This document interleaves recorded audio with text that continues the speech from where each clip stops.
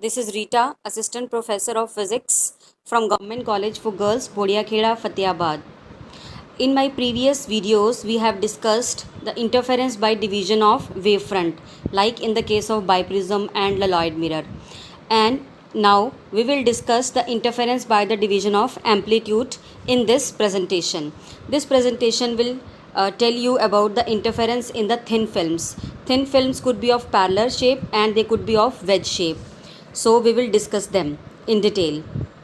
So we are going to discuss interference by the division of amplitude in thin films. As you can see in the picture, I have shown you a parallel film which is having thickness T, and you can see that a single wave which is when get incident on the film, it is getting reflected from the upper surface and some part of it is getting refracted inside the film. Inside the film at the lower end, it is also getting reflection, and finally it comes out as ray number 2. So in the reflected part, I have obtained two rays, ray number 1 and ray number 2. Likewise, I have obtained the two rays on the other side, ray number 3 and ray number 4. They will be known as the transmitted light. So you can see here that what happened here. A plane wave is when allowed to fall on the face of the thin film of a transparent material. The wave is partly reflected from the upper surface of the film and partly transmitted. Then the transmitted wave falls on the second phase of the film, and once again it is partly reflected and partly transmitted. So a number of coherent beams are produced on both sides of the film by the division of amplitude. So the coherent beam interfere to produce the interference pattern in the reflected system as well as in the transmitted system also. Okay, you can see in the reflected part, you can see that the ray number 1 is getting reflection from the surface of a denser medium. So that is why it will suffer a phase change of 180 degree. However, no phase change will take place in the ray number 2 because it has been obtained due to the reflection from the surface of a rarer medium, that is from the bottom of the film, right? So, and in the case of transmitted rays, ray number 3 and ray number 4, they both will be in same phase. You can see from the picture that there is no phase change because they are getting reflected from the surface of the rarer medium. So there will be no phase change. 3 and 4 will be in same phase. However, ray number 1 and 2, they will be having the phase change of 180 degree. Now we will see that how interference takes place in the reflected light. As you can see in the picture, if we have taken a parallel film which is having of refractive index mu and having thickness small t, if the incident ray AB of monochromatic light of wavelength lambda is made to fall on the film at the angle of incidence I, then what will happen? The ray is partly reflected along BR1 and it is partly refracted along BC. Let the angle of refraction here is small r. Now the ray BC is again partly reflected along CD from the lower surface of the film and partly refracted along DE, right? Now again it will be partly reflected and partly refracted, right? So similar reflections and refractions will take place at the point D and point E also, and we will obtain the rays as BR1 and DR1 in the reflected system and CT1 and ET2 in the transmitted system. Okay, as I have already told you that BR1 and DR1, they will be having the phase difference of 180 degree.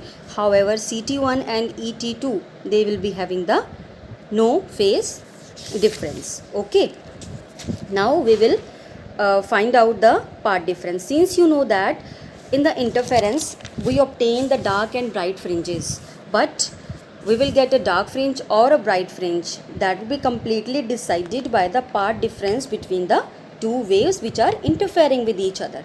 So in order to get the interference pattern in the reflected system, we have to find out the path difference between BR1 and DR2. So in order to get that, let's do this calculation.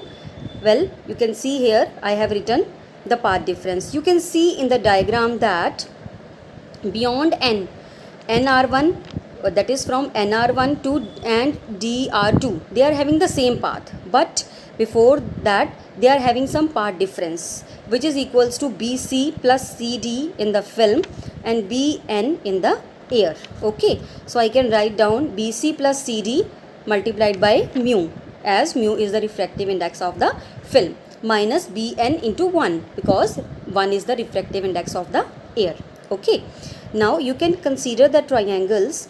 Look at the figure. You can consider the triangles BCM and CMD, and from both these triangles you can write down BC is equals to CD, and they both will come out to be equals to T by cos R. You can do it, right? Then consider the triangle BND, right? From the triangle BND we can write down Bn equals to BD sin I, which is equals to 2Bm sin I, because BD, M is the midpoint of BD, so I can write down BD is equals to twice of Bm. So finally Bn is equals to 2Bm sin I. Mark this as equation number 2. Now from the triangle BCM you can write down your Bm is equal to T tangent of R. Now using Snell's law, mu is equals to sin I upon sin R. Okay. Now you put the value of sin I from Snell's law and the value of Bm, which is equals to T tangent of R. Put both these values in the equation number 2. You will get Bn is equal to 2T tangent of R mu sin R.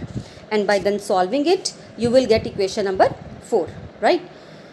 You will get 2T sin square R by cos R. Now you put all these values in the equation number A, and finally solving it, you will get path difference is equals to 2 mu T cos R. Okay, so this formula 2 mu T cos R is known as the cosine law, right? So this cosine law will give you the path difference between the two reflected rays BR1 and DR2. But we know that due to the reflection from the surface of denser medium, which the ray number 1 has suffered, so additional path difference of lambda by 2 will be produced. So we will write down that the effective path difference will become 2 mu T cos R minus lambda by 2. Okay. Now you know very well that whenever the path difference is equal to n lambda, so that will give you the condition of maximas, and whenever the path difference is equal to 2n plus 1 lambda by 2, it will give you the condition of minima, that is of dark fringes. So we will just put for maxima, you will get 2 mu T cos R equals to n plus 1 by 2 lambda, and for minima you will get 2 mu T cos R equals to n lambda. These conditions get reversed due to this additional path difference. You can see here for the dark fringe, n is equal to 0 will correspond to the dark film. So for n is equal to 0, the film will appear dark. Okay. So these are the conditions for maximas and minimas in the case of the reflected light, right? So you can see clearly the conditions are reversed, which is due to the what? Which is due to the phase change due to the reflection from the surface of a denser medium. Now interference in the transmitted light.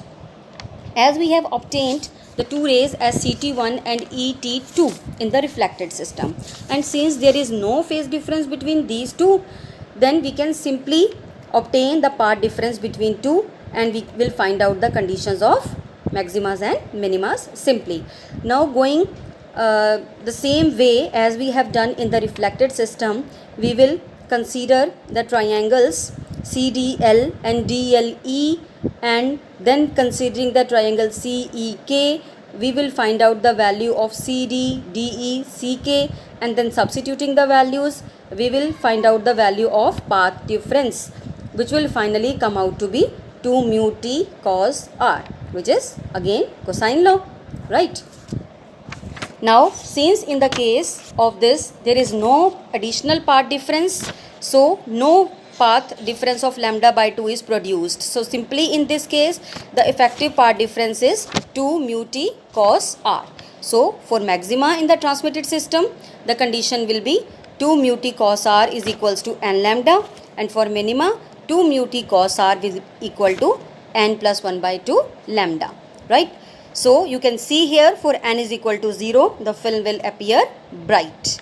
It means that interference pattern in the reflected and in the transmitted system are complementary to each other. Okay, we will discuss interference in the wedge shaped films. Now what is a wedge shaped film? We can obtain the thin air wedges by having two flat glass plates placed on the top of each other with a thin piece of paper between them at one end.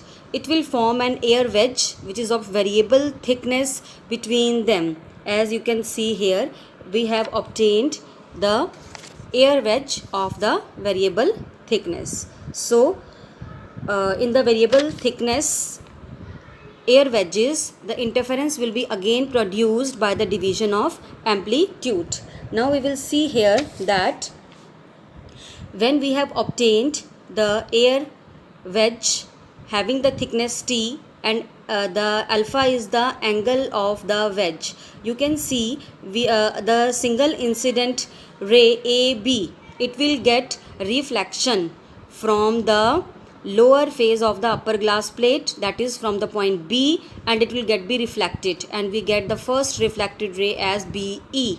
Again it will get reflection from the point C, and we will get the another reflected ray as DE. But you can see here that when we are getting the second one, then it is getting reflection from the surface of a denser medium, that is from the lower glass plate. So that is why it will suffer a phase change of pi. So in the reflected system, when we obtain the two waves, then they will be 180 degree out of phase with respect to each other. So we have to keep this thing in mind. You can also see from this figure very clearly that corresponding to the point O, we are getting a dark fringe. Now at this point O, the thickness of the film is equals to 0. So we should keep this thing in our mind. For the thickness T is equal to 0 of the film, we will get a dark fringe, and then we will observe the alternate dark and bright fringes. Okay. Now we will obtain the relationship for the path difference between the two reflected rays. As you know that in order to get the interference, in order to find out whether we get the bright fringe or we get the dark fringe, we have to find out the path difference. As you can see in the figure that we have obtained the two rays in the reflected system, that is BR and DR1, right? So let us consider that we have taken a wedge which is of angle alpha, and let this film is illuminated with a plain monochromatic light having the wavelength lambda. Now these two interfering waves BR and DR1, they do not reach the eye along the parallel paths due to the wedge shape of the film. So they appear to come from some virtual point. So the constructive or destructive interference will appear to be formed at that virtual point, and definitely dark or bright fringes, they will depend upon the optical path difference between the BR and DR1. So we will derive a relationship for the optical path difference between these two waves. For this we have to draw a perpendicular from D on BR1. So we will get a perpendicular DF on the ray BR like this. So here you can see that in the expression path difference, we can write down the path difference between BR and DR1 is equals to BC plus CD. The wave has travelled the distance in the film, BC plus CD, right? And BF in the air. So we will write down the path difference is BC plus CD in the film minus BF in the air. Now you can see from the figure, we can write down BC equals to BE plus EC. So we will replace the value for BC.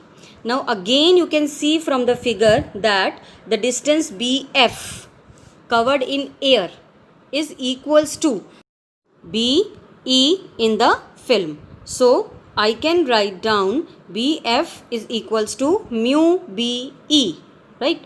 So we will replace the value BF with mu BE, and finally we will obtain the relation A as equal to mu part difference is equals to mu EC plus CD. Now you can see the figure and you see the triangle DPC. If we check it out, the angle CDP and the angle CPD, they are equals to R plus alpha. R is the angle of refraction and alpha is the angle of wedge. Since these two angles are same, so this triangle DPC is an isosceles triangle. So we can write down CD is equal to CP and DO is equals to OP. Okay, so if we put the values in equation number A, it will become the part difference will be equal to mu EC plus CP. Means we have replaced CD with CP. And finally it will be equal to mu EP. You can see in the figure that EC plus CP is equals to EP. Okay, so now we have the equation part difference is equal to mu EP.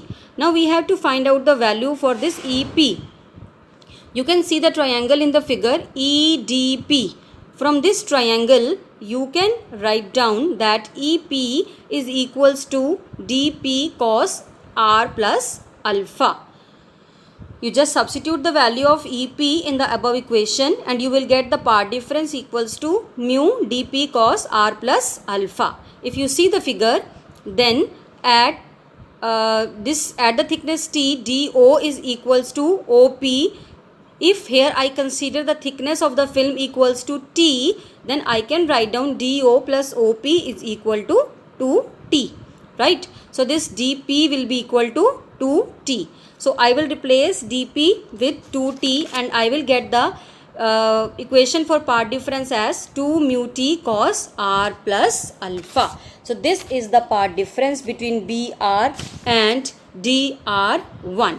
Now depending upon this part difference, I will get maxima or minima. But you keep this thing in your mind that the reflected rays BR and DR1, they are out of phase with each other by 180 degree due to the reflection from the surface of a denser medium. So we have to consider that also. So in order to get the part difference conditions in reflected system, since we know that the lambda by 2 part difference is also introduced here, so the effective part difference will become now 2 mu T cos R plus alpha minus lambda by 2. So consider this thing also, then you will get the condition for maxima as shown in the picture here. Then you get it by solving it, you will get the part difference condition for bright fringe. Check it out. For bright fringe, 2 mu T cos R plus alpha is equals to n plus 1 by 2 lambda. And for dark fringe, you will get 2 mu T cos R plus alpha equals to n lambda, right? Here n is equal to 0 and you will see that the film will appear dark for n is equal to 0. And you can put the values of n's and you will get the different order of dark and bright fringes, right? Now from here we have concluded that in the reflected system for a wedge shaped film also the conditions of maximas and minimas, the part difference conditions get reversed. Now we know that if the film is to be illuminated by a parallel beam of monochromatic light of the wavelength lambda, then angle of incidence I is same at every point of the film, and also the angle R will be same, means the angle of refraction will also be same. So according to this equation, the only thing which left is that is the T. It means that the optical part difference will vary only due to the varying thickness of the film, because you know for a particular film the alpha will remain constant, okay, and R will remain constant as I have already told you, and lambda will remain constant. So obviously for a particular material the mu will also remain constant, and you can see from here that only the part difference will vary due to the thickness of the film. Okay, so we will derive an expression for the fringe width also. Now from here you can see that I have written here the conditions for the constructive and for the destructive interference, and here I have considered theta as the angle of the wedge. Okay, so you can see here that I have written the formulas for thickness of the film for the bright fringe and thickness of the film for the dark fringe. So bright and dark fringes of different order will be observed at the different thickness of the film. At the thickness t is equal to 0, as I have already told you, we will get a dark fringe. You can also get it from this formula directly. If you put n is equal to 0, you will get t is equal to 0, right? Means for t is equal to 0, you will get a dark fringe. Okay, so what we see here? We see here that we will get the fringes of equal thickness at the edge. Since we know that t is equal to 0, the edge appears to be dark. The two interfering waves are pi out of phase, right? So film will appear bright at the distances from the edge such that when the part difference equal to lambda by 2, 3 lambda by 2, 5 lambda by 2, etc. And the film will appear to be dark at the distances when part difference will be equal to lambda, 2 lambda, 3 lambda, 4 lambda, etc. That is by substituting the different values of n. So if we move along the direction of increasing thickness of film, we will get the alternate dark and bright fringes parallel to the film, right? So the distance between any two consecutive dark or bright fringes we can find out, and that will be called as the fringe width. And then now we will calculate the fringe width. As you can see in the figure that we have obtained the alternate dark and bright fringes. Let at the distance x1 and at the distance x2. At the distance x1 the first dark fringe, and at the distance x2 the second dark fringe. So we can just simply put the value in the formula 2 mu x1. X1 is the distance here. Theta is equals to n lambda. Theta we have taken here the angle of the wedge, right? And for the next fringe we will put n as n plus 1, and the distance we will put as x2. Okay, if we subtract these two, we will find 2 mu theta x2 minus x1 will be equals to lambda. So from here you can find out the fringe width. Obviously the fringe width will be equals to x2 minus x1, since I have already told you the distance between any two consecutive dark or bright fringes is called as the fringe width. So x2 minus x1 will be equals to beta. So from here we obtain beta equals to lambda upon 2 mu theta. So if we consider any two consecutive bright fringes also, then beta will also come out to be same. So from here you can say that the fringe width will depend upon, it will be directly proportional to the wavelength of light used, and the fringe width will also increase with the decrease of angle of wedge, since beta is inversely proportional to theta. Theta here I have chosen the angle of wedge. You can also take it as alpha, as previously we have taken.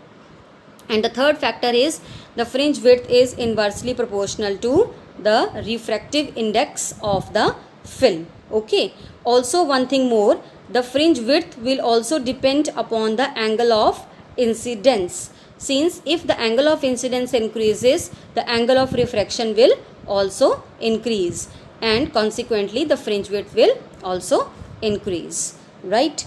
So when the light falls normally on the small angled wedge film, then the value of beta, that is fringe width, is equals to lambda upon 2 mu theta. So we have obtained the relationship for fringe width also in the case of wedge shaped films. So that was all about the fringes of equal thickness in a wedge shaped film when it is illuminated by the plane wave. So we have done so far the two topics covering under interference by division of amplitude. The first topic we have done is the interference in the parallel thin film, and second one is the interference in the wedge shape film. I hope you understood the topics, and thank you.